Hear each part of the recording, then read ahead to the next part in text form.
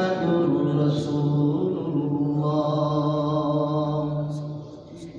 আলহামদুলিল্লাহ, আজকের জুম্মায় আগত পবিত্র জিলহজ মাসের প্রথম জুম্মায় আগত আল্লাহ পাকের আশিকিন, জাকিরিন, মুহিব্বিন প্রিয় বান্দাগণ, সাইয়্যিদিনা নবী আরবি জনাব মুহাম্মদুর রাসূলুল্লাহ সাল্লাল্লাহু আলাইহি ওয়াসাল্লামের প্রিয় উম্মতগণ, সর্বোপরি সেই মহান মালিকের দরবারে শুকরিয়া আদায় করছি যে মহান রব্বুল আলামিন আমাকে, আপনাকে, আমাদের সকলকে মূল্যবান হায়াতে জিন্দেগিতে বাঁচিয়ে রাখলো, সুস্থ রেখেছে, ভালো রেখেছে এবং জুম্মার দিবসে আল্লাহ তাআলা আমাদেরকে এই হজের মৌসুমে আল্লাহ তাআলা আল্লাহর ঘরে মসজিদে জুমার নামাজের জন্য উপস্থিত হওয়ার তৌফিক দান করেছে। শুকরিয়া আদায় করি আলহামদুলিল্লাহ।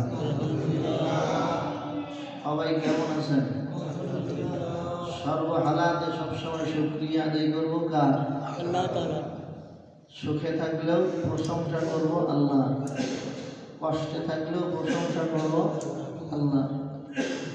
কারণ আল্লাহ রাব্বুল আলামিন এই দুনিয়াটা সাজাইছেন সুখ এবং দুঃখ দুইটা পাশাপাশি রেখে। কি বলে ঠিক কি ঠিক? যার কারণে মানুষ এই সুখে আছে, আবার একটু পরে তার দুঃখ এসে দেখা দেয়। এর আলোচনা অনেক লম্বা আলোচনা, যেহেতু কোরবানি সামনে, কোরবানি সম্পর্কে কিছু কথা বলবো। তো এই কথাগুলো বলতেছে এই কারণেই যে দুনিয়ায় সুখ এবং দুঃখ দুইটা জিনিস আল্লাহ তাআলা পাশাপাশি রাখছেন। কেন রাখছেন জানেন? দুনিয়ার সুখ ভোগ করার জন্য না, দুনিয়ার কষ্ট সহ্য করার জন্য। সুখ এবং দুঃখ, কষ্ট এই দুইটাকে আল্লাহ পাশাপাশি রাখছেন। এই কারণে আল্লাহ তাআলা আমাদেরকে কোরআনুল কারীমে দুইটা সংবাদ শুনাইছেন। একটা হলো জান্নাতের সুসংবাদ, আর একটা হলো জাহান্নামের দুঃসংবাদ। জাহান্নাম শুধু চিরস্থায়ী কষ্টের জায়গা, যেখানে কোনোদিন সুখের দেখা মেলে না। জান্নাত চির সুখের জায়গা, সেখানে কষ্ট কি জিনিস মানুষ চিনবেই না। তাই হচ্ছে আল্লাহ রাব্বুল আলামিন দুনিয়াতে সামান্য একটু সুখ দিছেন,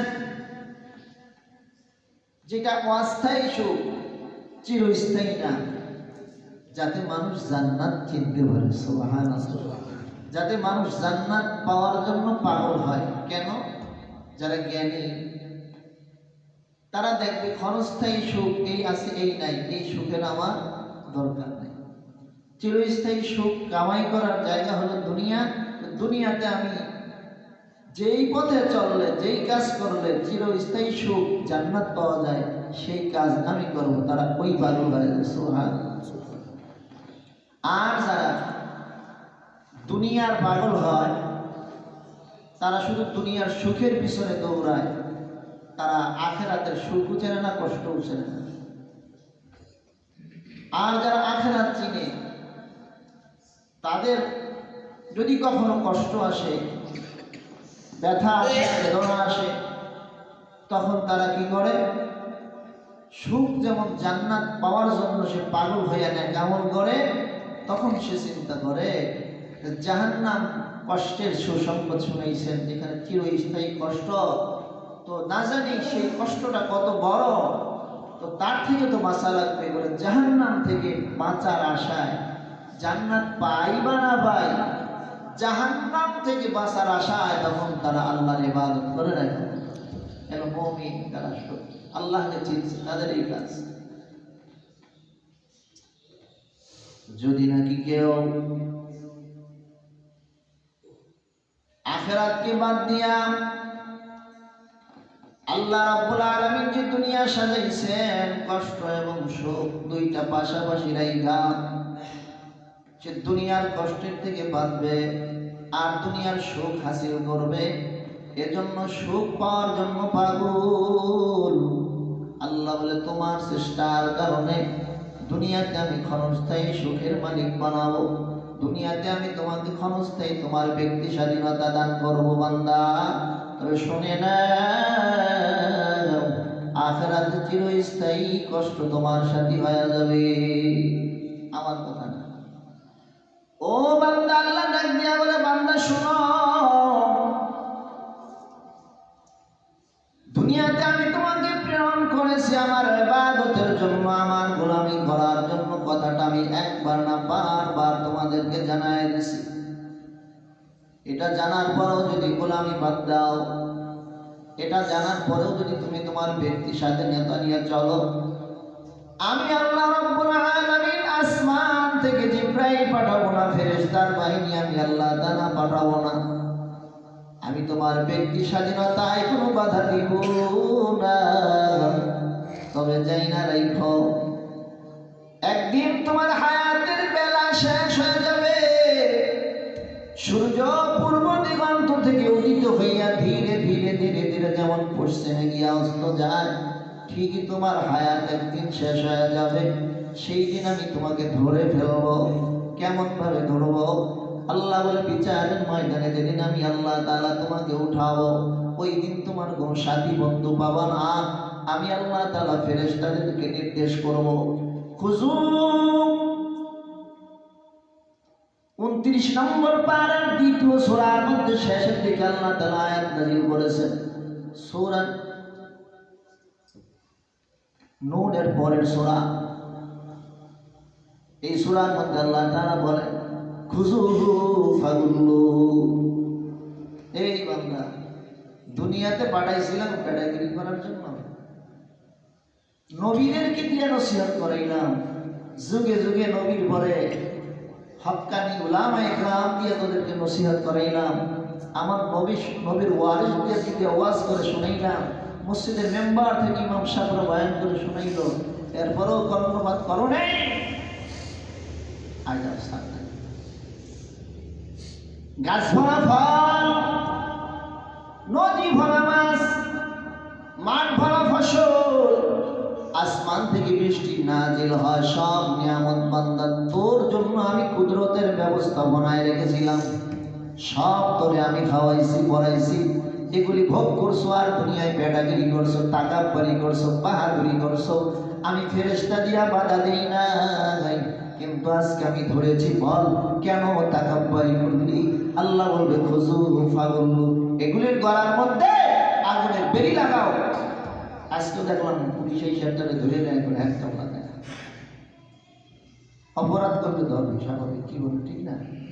ও মানুষ, দুনিয়ায় সরকারের আইন না মানার কারণে যদি সরকার তার বাহিনী দিয়ে তোমার হাতের মধ্যে অপরাধী হ্যান্ডকাপ লাগায়, আল্লাহ বলে শোনো শোনো শোনো, আমিও একদিন লাগাবো। কোন হ্যান্ডকাপ? বলে গলার মধ্যে খুজুহু ফাগুল্লু, আমি তোমার আগুনের বেরি পরাইব। জাহান্নাম থেকে কালো হেলমেট পরা এক বাহিনী বের হবে, এসে লাগাবে গলার মধ্যে বেরি। শুধু কি তাই, আল্লাহর কত রাগ হবে, আল্লাহর কত গুসা হবে এই নাফরমান বান্দার প্রতি। আল্লাহ বলে শুধু তাই নয়, গলার মধ্যে বেরি লাগাইছ, হ্যাঁ ফেরেশতার বলে আল্লাহ লাগাইছি। বলে এবার জাহান্নামে নিক্ষেপ কর, সুম্মাল জাহিম সাল্লু। জাহিম মানে জাহান্নামের আগুনের কথা বলছে। জাহান্নাম প্রজ্বলিত আগুন দ্বারা ভরপুর এক কুণ্ডলী। আল্লাহ বলে এখানে ঢোকা, জাহান্নামের আগুনের মধ্যে যখন পড়ে যাবে, ডাইনি আগুন, বামে আগুন, সামনে আগুন, পিছনে আগুন, চতুর্দিকে আগুন আর আগুন। কেমনে বুঝাই, কি দিয়া বুঝাই? সাগরের মধ্যে বড় বড় শিপ জাহাজ চলে, মাঝে মধ্যে দেখি নাবিক ভাইয়েরা ভিডিও ছাড়ে, আকাশ যখন বেশি মেঘলা হয়ে যায়, ঝড় শুরু হয়, তখন এইগুলি ভিডিওর মধ্যে ছাড়ে আর বলে দেখে আমাদের জীবনের নিরাপত্তা নাই যদি মালিক কুদরতে আমাদেরকে না বাঁচায়। ডান দিকে পানি আর পানি, বাম দিকে সামনে পিছনে যেদিকে তাকাই পানি আর পানি। আল্লাহ বুঝাই বান্দা শুন, নাফরমানগুলারে যখন জাহান্নামের মধ্যে ফেলায় দিব, ডাইনে আগুন, বামে আগুন, পিছনে আগুন, সব জায়গায় আগুন আর আগুন। এটা আমি হুজুরের কথা না, আমার মাওলায় কোরআনুল কারীমে তার কুদরতি জবানে বর্ণনা করেছে, সে কথাগুলো শোনাচ্ছি। এইবার জাহান্নামের এত বড় আগুনের মধ্যে ফেলে দিল, এখন কি আর কিছু দরকার আছে? আল্লাহর কত রাগ, কত গুসা। জাহান্নামের গর্তের মধ্যে ফেলাইছে, গলার মধ্যে আগুনের বেড়ি বানানো, আগুনের শিকল বানানো। আল্লাহ বলে হয় নাই, এরা এত বড় নাফরমান, এত বড় নাফরমান, এর গলার মধ্যে শুধু বেড়ি ভরাইলেই হবে না, এর জাহান্নামের মধ্যে ফেলাই দিলেই হবে না। সুম্মা ফি সিলসিলাতিন যারউহা সাবউনা যিরাআন ফাসলুকু। আল্লাহু আকবার। আল্লাহ ডাক দিয়া বলে, ও ফেরেশতার দল, জাহান্নামের মধ্যে 70 গজ শিকল দিয়া ওরে শক্ত করে বেঁধে ফেল। আসামিরে যখন পিটায়, হাত পা বেঁধে পিটায়, পিটারে দিলেই তো হইতো, হাত পা বাঁধে কেন? ও বড় অপরাধী, এজন্য শাস্তিটাও বড়, বেঁধে পিটাইতে হবে। আল্লাহ বলে জাহান্নামের খুঁটির মধ্যে শক্তভাবে বাঁধো, এরপরে আগুন জ্বালাও।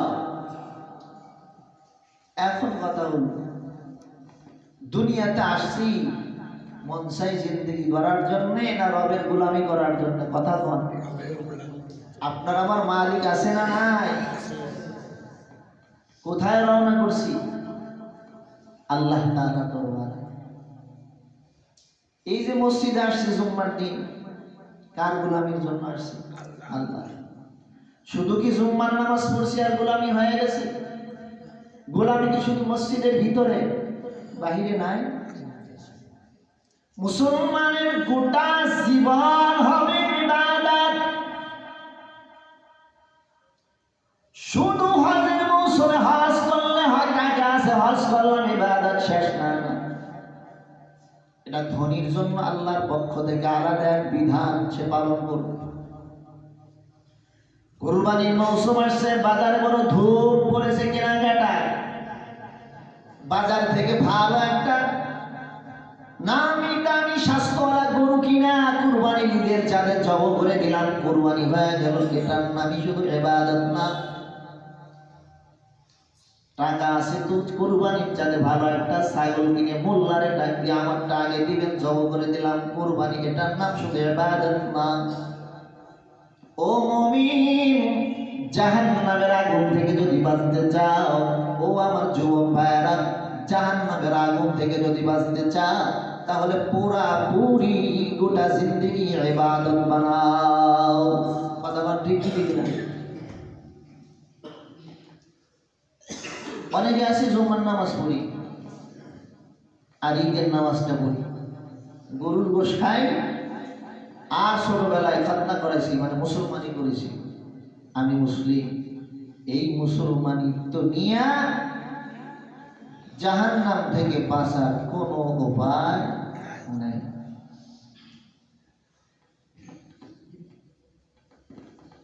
ভাইরা আমার, এই চেয়ারে যতক্ষণ আছি, এটা আমার দায়িত্ব, আমার কর্তব্য ইমাম হিসাবে। নূহ নবী যেমন 950 বছর একই কথা বলে গেছেন, তার কওমদেরকে দ্বীনের দাওয়াত দিয়েছেন, বুঝাইছেন। ঠিক একজন ইমাম হিসাবে আমার মহল্লার মুসল্লিদেরকে এই বিষয়গুলো জানানো, বোঝানো, এটা আমার দায়িত্ব। তাই আমি বারবার হাতে ধরি, পায়ে ধরে বলি, আসেন আমরা পরিপূর্ণ মুসলমান হয়ে যাই। আল্লাহকে তো চিনি না, মুসলমানই তো হইতে পারি নাই। কোরবানির সময় একটা দরকারি মাসালা, হুজুর কয় ভাগে কার সাথে দেওয়া যাবে, যাবে না। অথচ নিজে সুদখোর, ঘুষখোর, হারাম মাল ভক্ষণ করে, পরের হক নষ্ট করে। কোরবানির সময় মাসালা তালাশ করে, মাসালা ভালো, আপনি তো অন্যের হক নষ্ট করছেন, এতিমের হক বাতিজার হক, ভাইয়ের হক, এগুলি কেন করছে? এগুলোর জন্য হিসাব দিতে হবে মালিকের কাছে। আল্লাহ বলে, শোনো, কথাগুলো যদি তিক্তও লাগে, কষ্টও লাগে, একটু শুনে বাঁচার তাগিদে বলি, আখিরাতে। আল্লাহ বলে ইবাদত দুই ধরনের। কয় ধরনের? হকুল্লাহ, আল্লাহর হক, হকুল ইবাদ, বান্দার হক। হকুল্লাহ কোন ইবাদত? এই যে জুম্মার নামাজ আসছে, এরপরে আসরের নামাজ, মাগরিবের নামাজ, এইরকম 5 ওয়াক্ত নামাজ, রমজানের রোজা, এরপরে হজ ফরজ হইলে হজ, এরপরে যাকাত ফরজ হইলে যাকাত, অন্য অন্য ইত্যাদি, এগুলো আল্লাহ তাআলার ইবাদত, আল্লাহ তাআলার হক। যদি কেউ এগুলো লঙ্ঘন করে আর মালিক যদি তার উপরে দয়া করে মাফ করব, তো আল্লাহ তাআলা তাকে মাফ করতে পারে, আশা করা যায়। কেননা আল্লাহ বলছেন, লা তাকনাতু মির রাহমাতিল্লাহ, আমার রহমত থেকে কি হয় না? নিরাশা হয় না। ও কপাল পোড়া বান্দা, যদি বান্দার হক নষ্ট করো, চাচা বাতিজার হক নষ্ট করছো, সন্তান বাবার হক নষ্ট করছো, বাবা সন্তানের হক নষ্ট করছো, একটারে সব দিছো আর একটারে কিছুই দাও নাই, ছেলেরা সব দিছো মেয়েরে কিছুই দাও নাই, আছে না নাই? যতক্ষণ পর্যন্ত সন্তান তার বাবাকে মাফ না করবে, জান্নাতে যাওয়ার কোনো রাস্তা নাই। বাবা তার সন্তানকে মাফ না করবে, জান্নাতে যাওয়ার রাস্তা নাই। স্বামী স্ত্রীর হক নষ্ট করেছো, স্ত্রী যতক্ষণ মাফ না করবে, জান্নাতে যাওয়ার রাস্তা নাই। এর এতিমের মাল ভক্ষণ করছো, এতিম যতক্ষণ মাফ না করবে, জান্নাতে যাওয়ার রাস্তা নাই। রাগ করে না। চৌকিদার যেমন বাজারে ঢোল পিটায় আর কয়, ব্যাংকের ঋণ যারা নিছেন এত তারিখের মধ্যে শোধ না করলে আইনত ব্যবস্থা নেওয়া হবে। আমি ঠিক সেই ডিউটি পালন করছি। এজন্য আমার উপর রাগ করেন না, আর আমার উপরে রাগ করে আমার কোনো ক্ষতি করেন না।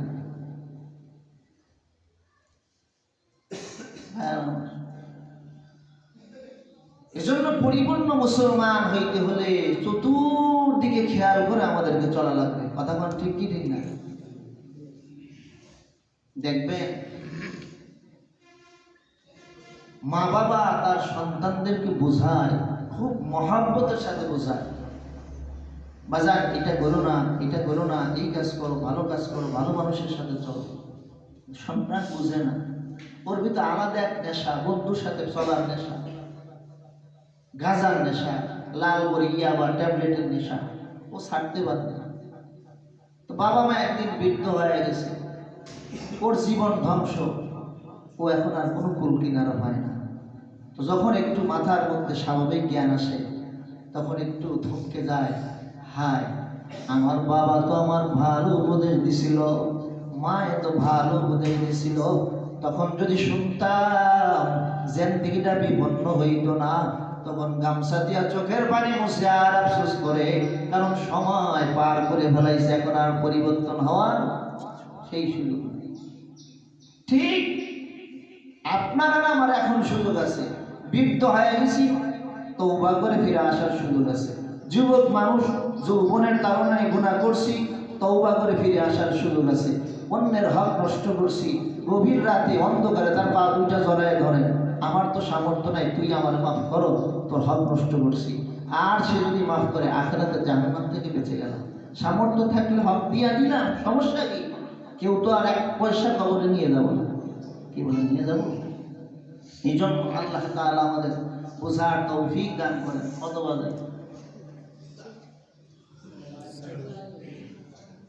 আল্লাহ